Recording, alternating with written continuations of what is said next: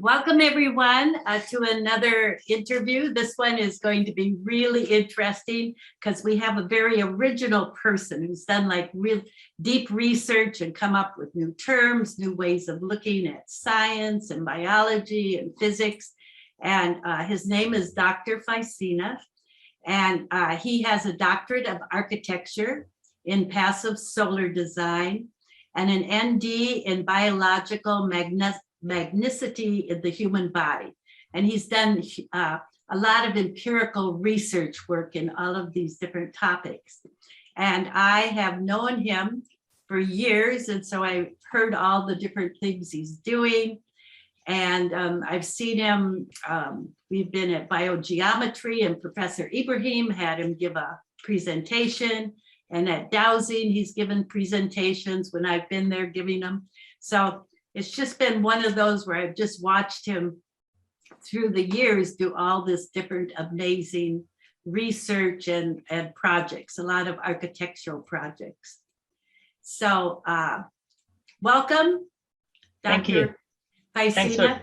You know, I was going to say, like, I remember way back, and I think it was either Texas or Utah, it was somewhere, and you were doing a project where you were using an old Persian method, wasn't it? Yes. Of like putting salt as the Yes. insulator. Can you do that a little bit? And I think you even went to the UN and presented that, right? Yes, actually, I should have maybe sent you another chart, but this chart. That's okay. Just talk it a little bit. Yeah, it's called zeroism. These are things that it has to be zero in a building in this construction. For example, any toxic material, processed material, just like processed food, the processed material in a building is very toxic too, but there is less regulation about that, so they can get away with it. Now, what happened, the issue is the modern architecture uses insulation with you. The ancient and also passive solar, it uses insulation with insulation. Oh, insulation. Yeah. Okay. So not insulation, insolation. Here we start with it already. Okay. Yeah. So I was in my charts of zeroism, which is about 37 different things. It has to be different zero in a building. Mm-hmm. One of those is insulation with you. So I have never used insulation in any of my buildings. Okay. And insulation is actually a conspiracy in architecture. So what did you do with the salt? And what kind of salt was it again? Well, it's a Glover salt. It's sodium sulfate and 5 or 10 molecules of water. Now, it didn't come from me. All the ancient people, even American natives, they used it. Because what happened, water has 5 times. The issue with why to use salt is that when we are talking about natural architecture, organic architecture, or homeopathic architecture, we are talking about an architecture which is based on passive solar design, which the entire ancient history was. Now, in passive solar design, we have 3 basic components. The one is collection of solar energy, insolation. 2 is the storage of that. Just like, we have a battery, we store battery energy in the battery.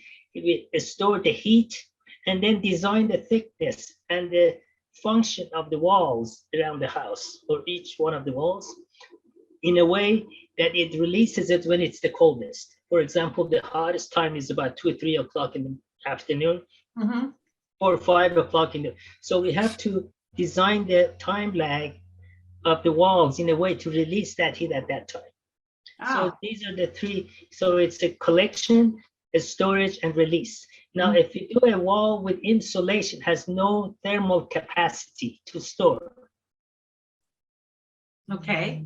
So the wall or the building has no function. It's a dead building. Right. So this way, this collection and the release of the heat when it's needed after a time lag, it's called peristalsis of the wall, peristalsis of architecture. Architecture, just like us, has to breathe in and breathe out, and that's the heat. All Yeah. right. So that So- was really, yeah. Yeah, so we want an architecture that has Dr. Uh, uh, Philip Callahan Mm-hmm. talked about paramagnetism and dimagnetism. I have Yeah, articles on my website about him. Yeah. So therefore, we want paramagnetic material. We don't want dimagnetic material in a building. One, two, we want material that can store energy, heat, Mm-hmm. and then release it at a certain time. And insulation is exactly opposite of that. So insulation in a wall is a dead wall. It just prevents conduction, but it doesn't have collection, storage, and release. Mm-hmm. So a building has to have peristalsis. So therefore, in all my buildings, I have never used insulation. Insulation. Insulation. Yeah, so because we are focusing on insulation. So my chart of zeroism, these are one of the items that has to be zero in the building if you want to be self-sufficient Mm-hmm. and off the grid. And where do you get this kind of salt? Is it mined? Yeah, I mean, that salt is very inexpensive. You notice like places like Wisconsin or Minnesota and places that, or Utah where I used to live, there's a lot of icing on the road. Mm-hmm. So the road people, they are very much aware of that. They take this and mix it with sand and put it on the road to prevent the icing. Right. Now, what happens, concrete or a stone is a good storage for heat. But water has got 5 times more heat capacity than any stone Mm-hmm. for storage. But Glover salt has 5 times more than water, Oh, and then 25 times more than a concrete or a stone wall. wow. So therefore, inside my walls, I have put containers of Glover salt. Mm-hmm. And then there is some other mixture. Now, what happened, this material, if we put it with good catalyst, it liquefies at 80-degree temperature. Mm. And it solidifies at 65-degree temperature. So when it liquefies, it acts just like a refrigerator. Mm-hmm. If you're familiar with how a refrigerator works with the Freon, when all of a sudden the temperature goes above 80, it liquefies and it absorbs a lot of heat. Mm-hmm. And when it goes to 65, it solidifies, so it gives a lot of heat. And it's called phase change material. That's what it's been referred to. Mm-hmm. And some other people, all along the history, they use that. If you go to Mesa Verde in cliff dwellers, you Mm-hmm. notice that natives, they have put this salt in their adobe walls Ah. because to maintain the temperature for their food. But so it maintains the temperature, but it's non-toxic. It's just, and it's inexpensive. Yeah. And Why aren't they using it? Because I want to sell my insulation. I got it. It's always the money. Okay, we got it. Because so therefore, this is very decentralized. That's why we want to go to earth material, because right now all the forests are denuded. Mm-hmm. There is this housing shortage is highest than ever in the history. 2, at the same time, since all the forests are denuded, the cost of there's no availability of lumber anymore. I know, I heard it was so expensive. The cost has gone sky high. Mm-hmm. So therefore, we have to go back to the ancient and give up this modern attitude that the modern subconscious we have created. We have to go with earth material, which has thermal capacity, like adobe, caliche, calcrete, or many other ones. And now, fortunately, they have developed 3D printers that can take mud or caliche, just like New Mexico and all that, and build homes like that. And Really? Yeah. Oh, that's so good. So it's gone way beyond plastic, so they can work with mud now. Yeah, I mean, because mud is a natural material. Mm-hmm. And it has no toxicity. There's no off-gassing like insulation. Right. Is basically has an off-gassing. They used to use Freon. Mm-hmm. And now, they changed it. Actually, back in 1993, I developed an ordinance which became nationwide that they have to blow insulation with water instead of freon, because freon off gases into the building, goes through sheetrock and everything. Wow. And other things, we have to zero in the building is sheetrock. Because sheetrock has a lot of high emission of carbon dioxide, much more than cars. Really? The total carbon dioxide emission from cars are about 9% total carbon dioxide in the country. Sheetrock is 12%. No. Yeah, the person That's not written anywhere. Yeah, I can send you the information about it. Yeah. Oh, that's like amazing. Yeah. There I was a mean, man everyone's using sheetrock. Yeah. See, there was a man actually about 15, 16 years ago. He came up with a solution for sheetrock. It's called Ecological. You can. I won't go into detail of what it is and all that, but you can search it. But they didn't accept it, and they didn't certify his product. Because money again? So he went to China, and China embraced him. And all of a sudden, they replaced the sheetrock there, with Ecological. Wow. And I heard, he's back here somewhere, but if you check Ecological, is the alternative to sheetrock. Wow. Okay, so now we were going to be talking on, so this is like we got into something you didn't even expect I was going to say. And so now we were going to go into these paradoxes of science. Do you want me to bring up that chart you have? Yeah, let me just say a few things, and then, we okay, can and then tell me when you want me to bring it up. Yeah, okay. See what happened. There is a paradox between, we have a paradox and paradise. So you want to choose a paradox, then we end up with duality. Paradox, for example, global economy. In paradox, we have duality of communism and capitalism. If you get, nationwide, we have duality, paradox between Republican and the Democrats, or we have left and right. So all of this, it has a function of fragmentation and division and segregation, one from another. So the knowledge of creation is based on empirical data, and it's based on polarity. The knowledge of science, whether you go to Vedic or Newtonian science, it's based on experimental data.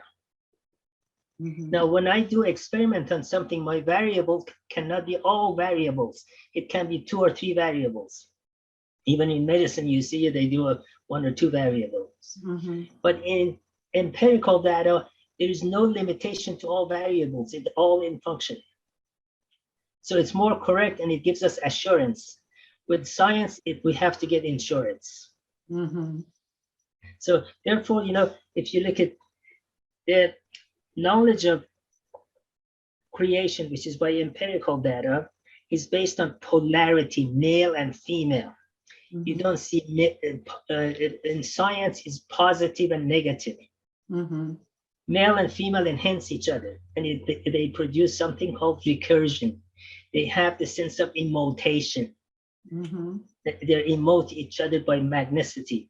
And also they have polarity. So everything in creation has immotation. That means that's why immotation, and then recursion produces of its own kind. And it has what? Polarity. Now, the ecological function of human being, or all in creation, trees, animals, everything, is immotation, it's love. So when economical, when the function of human being becomes economical and duality, love become dysfunctional. So because positive and negative that we have created subconscious culture now, they cancel each other. Male and female, they enhance each other. Right. So male and female, they cause fractillation. Positive and negative cause fragmentation, segregation, separation. So cohesion in a society or culture falls apart. Now, the same ideas we can apply it, in architecture or science. For example, modern science, or Vedic, which is Newtonian paradigm, or ancient, which is Vedic, is based on equal sign. This sign we have used, it's a very illusionary and also toxic sign, because there is no such a thing as equivocation or equivocation in creation or nature. That means, if I put one wheat in the ground, if there was equation, I would get one more, one equal to it.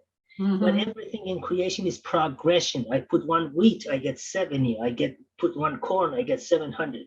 So where is the equal sign there? So you see, equal sign does not govern the creation. Two, positive and negative is not governing the creation. Everything is male and female, because we have to have immutation, otherwise there is no life. The life is become meaningless. And then everything in Vedic and Newtonian science is governed by circle. All of our geometry comes from circle, circular. And all of our expression, for me to you, if I do it in modern science, I do it in mathematics. I have 5 grandkids, but if I tell you I have 4.5 grandkids, you'll be laughing at me. So the language of mathematics cannot be used in expression of creation. But we have numeromatics. I can say I have 5 grandkids, or I have, let's say, 12 trees in my backyard. But if I say 11.2 trees in my backyard, then again, you think I'm lost my mind. Right. You see that? So the language of fragmentation cannot be applied to creation and quantumatic. So therefore, circle does not exist. If you have everything in creation is in motion, that means it has 3 different motion. It rotates around itself, and then it rotates around something else, like Earth goes around the sun. It doesn't go in an orbit, it goes in an orbit. It doesn't go in the same plane. So now what happens, Oh, this is a new word. I haven't heard you say vorbits before. Yeah, because orbit is usually circular. No, I know. Okay, So now it's like the vortation, it's the vorbit. I got it. We have a few more for you to later. Oh, I know. There's hundreds of them. I have to, the same way you design a building, you have to design words to express. Okay. Anyway, so there is no, since anything which goes around itself in rotation, it cannot be spherical or circular. It becomes a spheroid, spherical. That means the top and bottom is a little pushed and the belly comes out. Now, if it goes around something else because of peristalsis of magneticity of the sun with Earth, one side is a little pushed in and one side becomes pushed out. So everything is not spherical, it's actually ecpherical. So in actuality, everything is actuality. Like eggs, the egg shape. Yeah. So instead of actual, we should say actual. Okay, here we go. The ride has begun. Okay. Now, what happens, when everything in that shape has rotation, vortation, and peristalsis. That means, Earth in its rotational path, every 24 years, it comes to contract. It goes in, goes out, goes in, goes out. And just like us, we have peristalsis. Everything in creation has these 3 motions. So the law of Newton or Einstein or many other physicists that is explained on rotation and geometry and mathematics, it doesn't really exist in existential reality. So what happens, since this happens, then what happens is everything is ecpherical, ecpherical. And what is the phi in there? The phi is the scale of creation.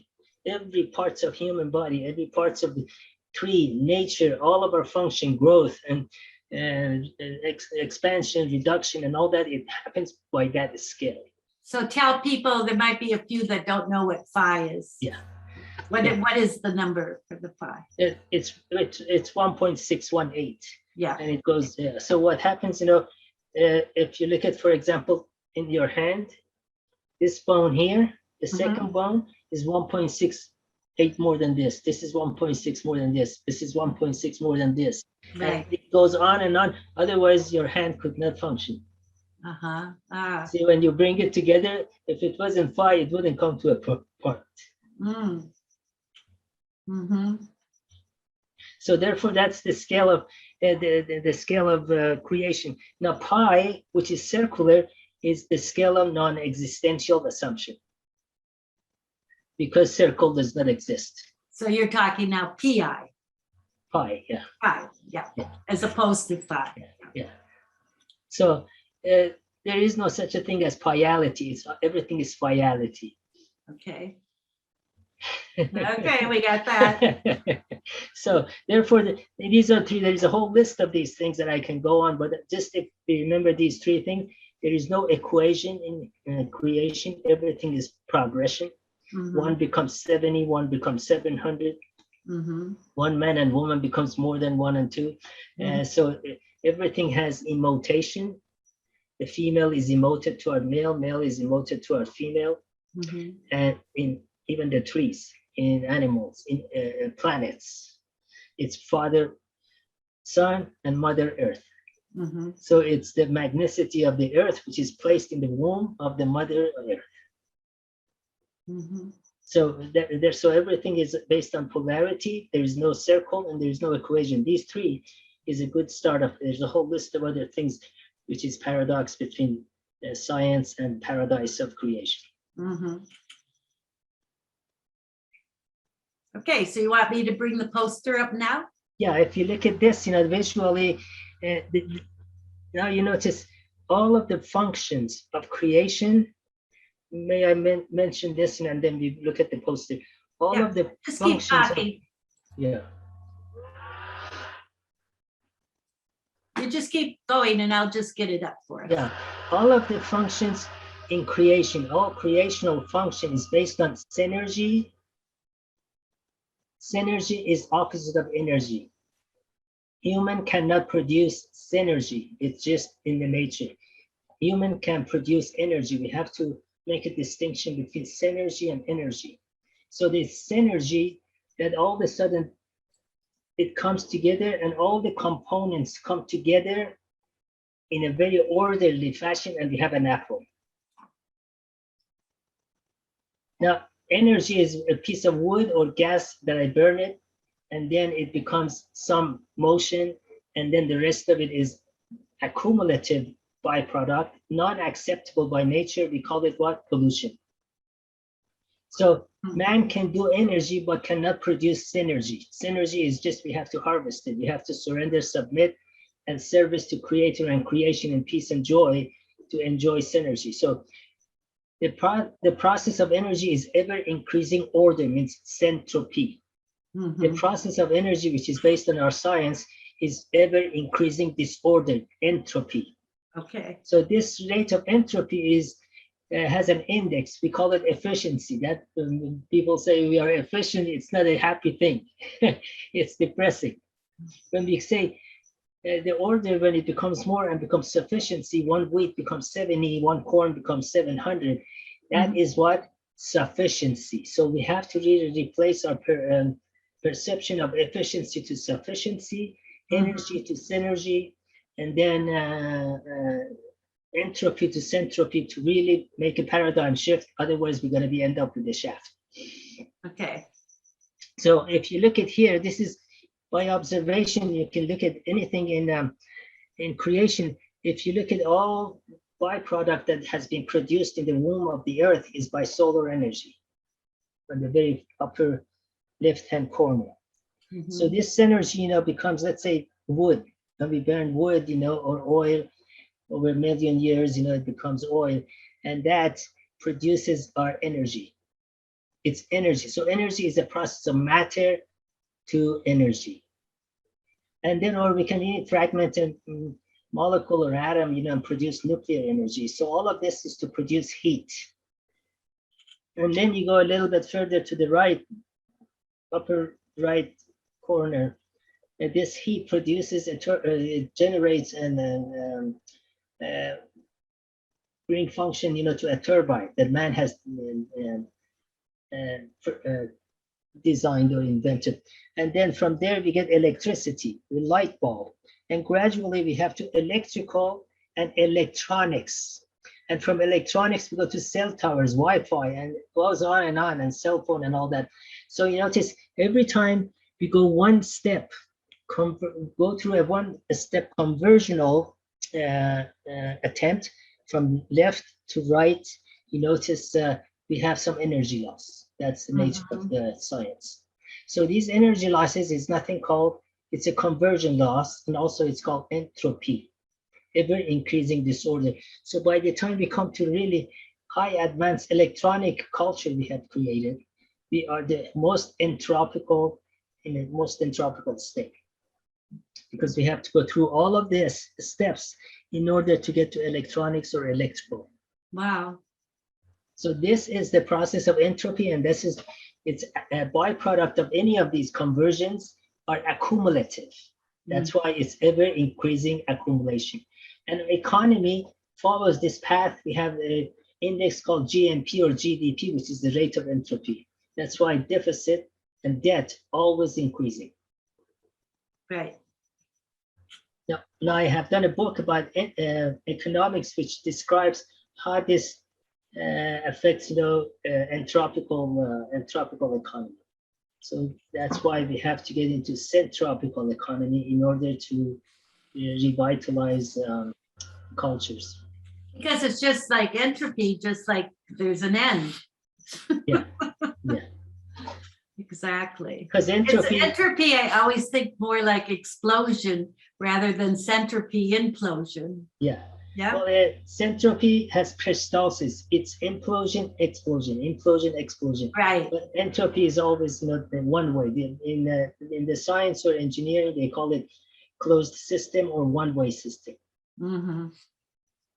Any solution to an entropical problem is further and deeper entropy and sum of unknown nature. That's definition. So what are you looking at as solutions here? Well, basically, just visually, nobody has to be rocket fuel scientist to really see that. Right. That's why I'm saying empirical knowledge is far better than experimental, because it's visible, it's sensible to your sensorial faculty as much as mine and somebody else. It's universal. Yeah. It's no different to your eyes than mine. Exactly. Yeah. So when you're doing all of your architecture, you bring all of this into play, right? That's why I had a bumper sticker. It says, "Get rid of your cell phone before your cell phone gets rid of you." Okay. Because if you look at the very far end, we have Wi-Fi, cell towers, and all of a sudden we get to even the trees are cell towers now. So having a Wi-Fi in our house is almost like having a cell tower in our home. And so all of this, is oscillatory. Human body functions by vibration. We don't oscillate. Oscillation destroys vibration. Dean Shaw, Reich, and many other scientists, they knew that science, and that's why they were able to recover cancer patients. So the oscillation is like mechanical, and then the biological is vibration. Yeah, I'll give you an example. So what did you just say? Something about Reich and cancer? Reich and Dean Shaw, that they came up with a light therapy or mortal oscillatory rate. They basically understood that these microbes or germs or viruses or cancer, they have a vibratory rate. And if I create an oscillatory rate of the same magnitude and order, then this oscillation devitalizes them. So when you drink a lot of water, they have, just like a cavalry, they have to go over the hill, they have to get out of the body. Right. I had a video of Reich, like where he would put the frequencies in, and you could just see he would have the exact one that would be the one that would get the virus. And then pretty soon he realized you just stunned him, and then you washed him out of the body. Yeah. See what happens, because he created this micro oscillatory rate, which we called it mortal oscillatory rate. When you ascended into the human body, then what happens, the body is not hosting it. His theory was based on Avicenna. Avicenna, about 1,000 years ago, he described host theory in terms of human function or biological function, which they taught it until about 100 years ago in every medical school in the world, all over Europe. Really? Yeah. If you look at all the medical books, it's Avicennian. Beauchamp, which was adversary of Pasteur. Pasteur was germ theory. He started that in around 1800, 1850. Beauchamp was his adversary. Beauchamp was a follower of Pasteur with host theory. It's not the strength of the germ or viruses, but rather the resistance of the host that determines acquirement of a disease. The terrain theory. Yeah. Yeah. Host theory. So interesting. Yeah.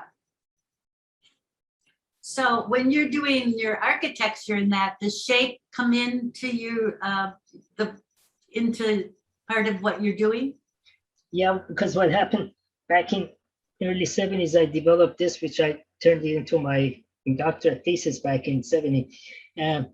It was, the issue is that the same way food has to have attributes to give you synergy, your building has to do the same thing. Okay. So, and realizing that geometry is perception and cognition of no motion. If I could stop the earth from going around itself, going around the sun, and have no peristalsis, then I get a sphere. Then that would be the science of geometry. So geometry is a science of no motion. So it's not an existential reality. It's an assumed reality. And mathematics is the expression of fragmentation. Everything in creation is fractalation. So none of those can really govern a centropical function for human being. So I developed, the phiometry because that's the language and expression, impression of the nature and creation. So everything is supposed to be based on phi, not pi. Pi is very fat thing. So we don't need this anymore, right? Yes. I just wanted to see, visually anybody can see that what is the process we have gone in modern sciences. So what I found is my caliper. Yes, yes. And I remember, so this is something, because this measures phi, yes. Like he was saying, you could do this on your whole body. So this is how you used to build your buildings. Yes. Didn't you use like big ones, like bigger than this? Yes. You want to explain that? Oh, you mean this? This is basically just like a compass. Helps you draw a circle. This tool helps you make sure everything is in phi proportion. Because every function of human body, the structure of the human body is based on that creational scale. Right. Now, if my heart has all phiometrical proportion, if a phiometrical scale, every one of our organs, hand, head, eyes, everything. Now, if it goes out of that proportion, that's what the illness is. So your buildings, you would do your measurements in phi. Exactly. And so the geometry of the building didn't matter as long as it was in phi proportions? Yeah. The reason is geometry is not in phi proportion, it's in pi proportion. It's based on circle. Now what happens, there is issue of resonance. Resonance, if I'm a collector to collect solar energy, for example. If I be a collector, I pick up magneticity by resonance. So if I have produced something which is very similar, has similarity, that's another topic we can talk about, the resonance. If I do something which has a common resonance with creation, then I have designed a collector that collects the magneticity of the creation. So the only way I have to have what? Resonance, similarity. Similarity is the first condition for resonance. So if I'm resonating with what's around me, or I'm resonating with the sun and the moon and the compression of the tides. Mm-hmm. At the early morning hours, all of a sudden there's so much compression, all the waters are pushed down. And the evening, there is so much expansion, all the water is pushed down. Same thing with my human body, and my brain is 85% water. So if I have resonance with what's my environment, then I'm a collector of magneticity. Because all of our functions are magnetic. It's not chemical. So why are they giving us the pill or injection? Exactly. So a lot of people see magnetism as a horizontal flow, Yes. and electricity as Yes. a vertical. Yes. And you see it differently. Why don't you want to go into that a bit? Well, it's not that the way I see it. Actually, it's the science has created magneticity, which magnetic variation is horizontal, and electrical components is vertical. That's why you notice Shumeri or Belize or some other people who I won't mention any names, that they follow that understanding. They are actually talking about oscillatory magnetism, which is mechanical magnetism. It's entropy. I see. Now, if you look at the vibratory magnetism, You have that little picture. Does that go? Yeah, yeah. Okay, so let me share that. That might help on that.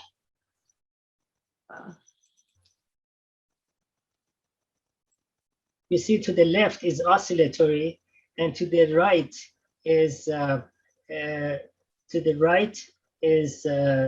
vibratory.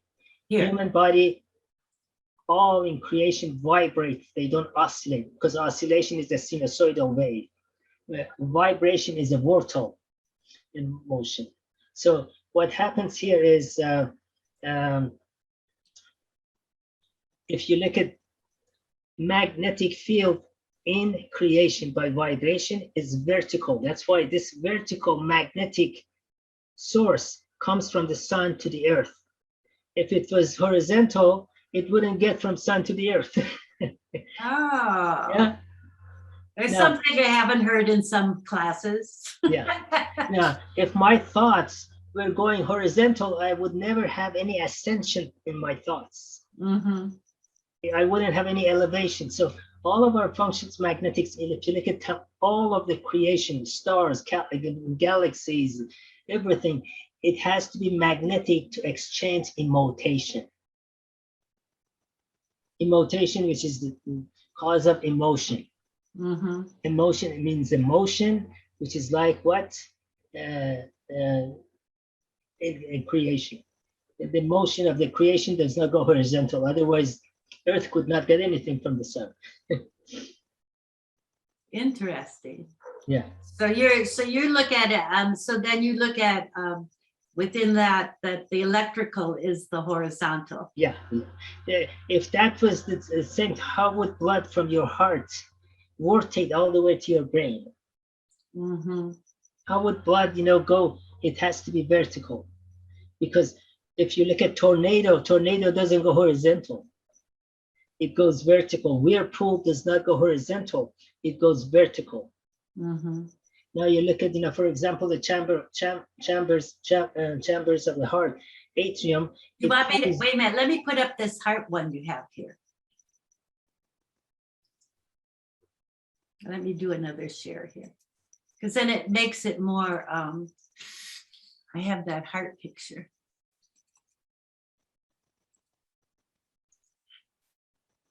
Oh, there you go. You notice, for example, if you look at the right atrium, it's like a whirlpool. So this whirlpool has to be so strong by magnetism. That's why our functions are magnetic. It's not electrical or it's not chemical. It pulls the blood into the atrium on the right side. And then the atrium goes to the ventricle at the bottom. Mm-hmm. We won't get into detail how it goes and all that stuff. But after that, it sends it through a tornado up to the lungs. Wow. Yeah. Mm-hmm. So the first one was whirlpool. This is a peristalsis. Whirlpool and tornado are peristalsis of the nature.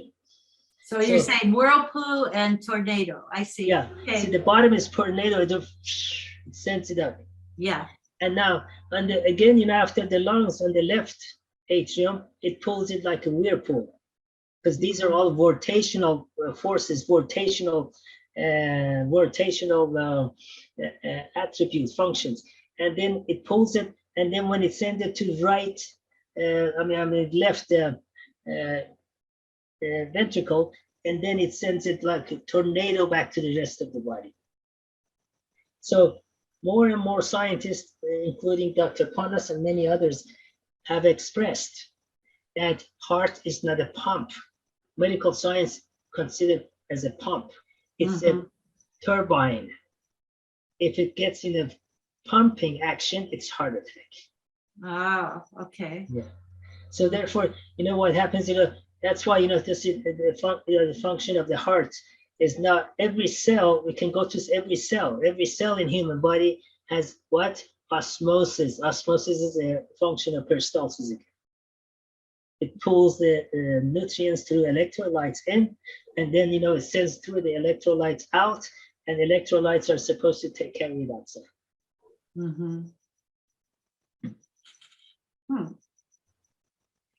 Pretty interesting. Okay. Yeah, that's why we have to remember all of our functions are magnetic. Magnicity, not chemistry or chemical. It is the magnetism that induces a chemical reaction, not chemical reaction.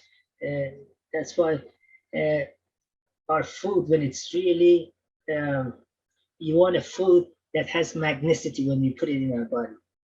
That's why if something is ripe and fresh, you put 2 electrodes around the side, the light bulb or a clock start ticking. The light bulb goes up. But after 2-3 days, the light bulb doesn't go in. So that means, that fruit does not have any magnicity. It doesn't have any magnicity, it cannot give it to me. So even if I, as a farmer, I produce the organic, non-GMO, by the time I get it to you, there is no magnicity in that food. It was like I had done a whole thing on Frances Nixon on Vivaxis. Yes. And because she had worked with Yes. Dr. Killer, who I know you know. Yes, yes. I think, did you write a foreword to one of his books? I reviewed the one the conscious act of creation. Oh, right. That's it. So anyhow, so she always worked with William Killer, but they found that any fruit that hits the ground is grounded and no longer has the energy. Yeah. So like all the native people knew you always had to pick it from the tree because it kept, so what it's doing is keeping its magnicity. I get Never mind, if you have a fruit trees in your backyard, you'll see the birds, like I have cherry trees here. You see no animal or birds picks it off the ground. Exactly. It's so funny. I tell people that and no one has ever thought about that or heard that. You know what I mean? They don't touch it until it's ripe, because when it's ripe and it has more darker, that means it has more carbon. The sweetness of it fruit is how much carbon it has in it. Like darker cherries has more carbon, so it's sweeter. So they don't touch it until it's fully ripe. Right. And they don't pick up from the bottom of the tree, they pick up from the top because there is more carbon. Oh, really?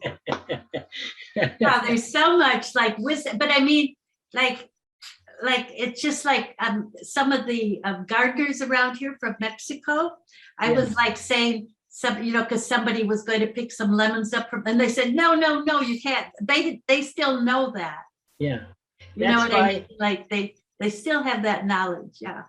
Back in 70s, my doctoral thesis, I created an idea that people have to have negative ion food. You don't have to have missing link. There is so many missing link in our food, even if it's organic and non-GMO.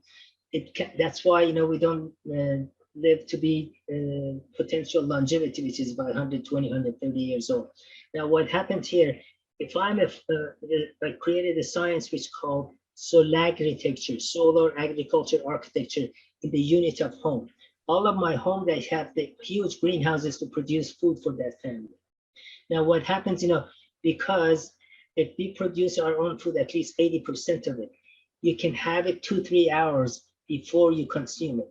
Mm-hmm. And therefore you Right. have negative ion. Oh, Tons I of see. people, they have, they live long because their food has negative ion. Ah, Centurions, it's that same thing, Terikaka in South America, or let's say Azerbaijanis or Armenians in Russia, they all live to be 120, 130 and never get sick mm-hmm. because their food has negative ion. It has all other missing Because links. it's right there. They're eating it fresh. Yeah. So therefore, solar agriculture architecture produces shelter or roof over our head. Mm-hmm. Agriculture produces food for us. So solar is the magnicity. So solar agriculture architecture, I call it solagritecture in one word. Mm-hmm. So most of my design are solagritecture, not architecture, in order to give off the grid and self-sufficiency to human being. Otherwise, we are doomed.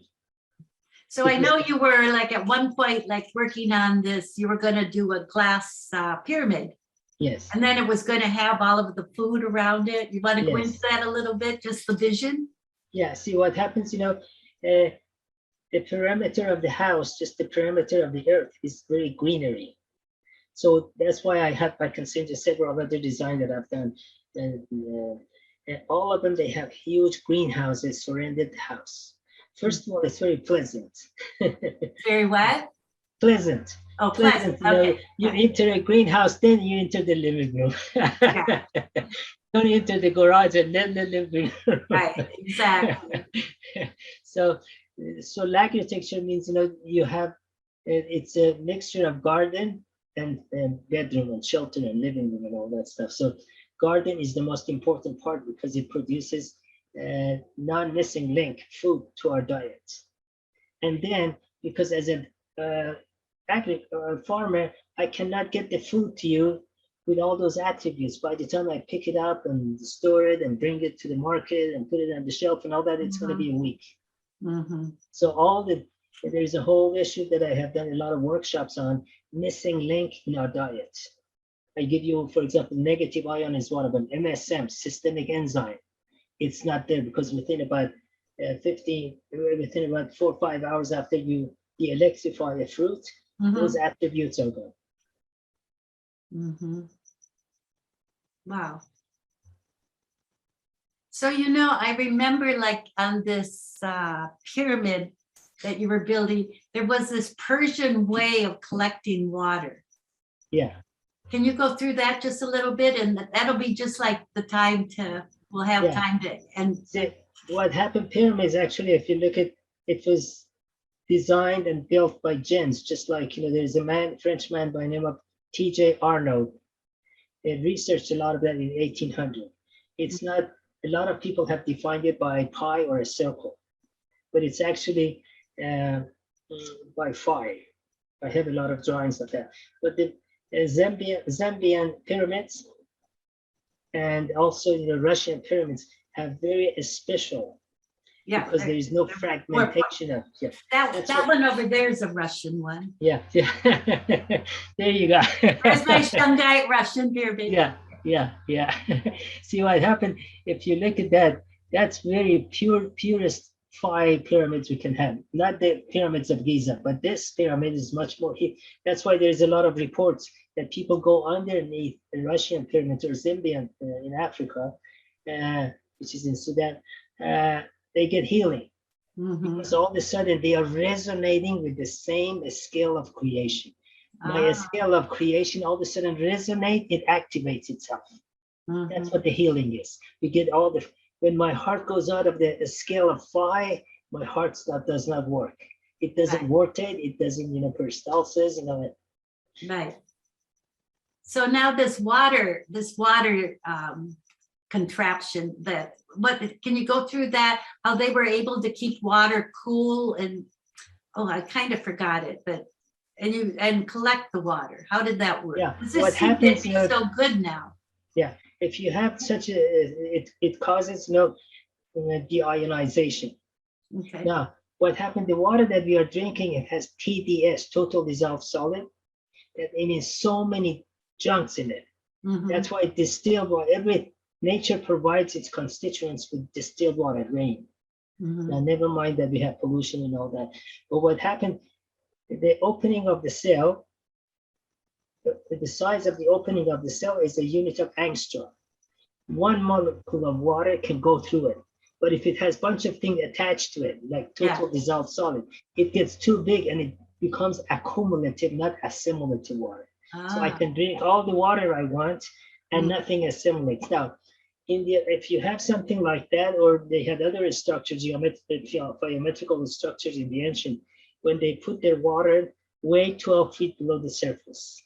Oh, 12 feet below the surface. Okay, they dug like it was like a well? Yeah. No, it wasn't a well, it was just the water storage. Oh, just water storage. Yeah. Okay. But it had a nice shape of a, we'll talk about this pyramid can be shaped, also converted to a dome. We'll talk about it sometime. But what happens, when you convert that to a dome, which was underground water, at 10, 12, 15 feet below the surface, it deionizes water, exactly what we do with a water distiller. All the TDS drops, which is really organic fertilizer. Hundreds of people do that. My grandfather did that. And the top is pretty much distilled water. So 12 or 15 feet down in the ground, it distills the water. Yeah, you can distill the water. So the ancients stored it down in the ground. That's why. I get it. The water storage was way below the ground. Here we put it way above the ground. Exactly. Hey. There was so much wisdom and we just keep losing it, Yeah. It's but I mean, luckily you've brought back, all of your research you've really brought back and tried to incorporate all of that. Yeah. Because wisdom is collective knowledge of creation by empirical data. Science is something I go by assumption. How many times I've made an assumption, and let's say 10 years later, you come and see my assumption is wrong. And you come up with a new equation or theory. Right. Equation, there is no equivocation or equivocation or equivocality in creation.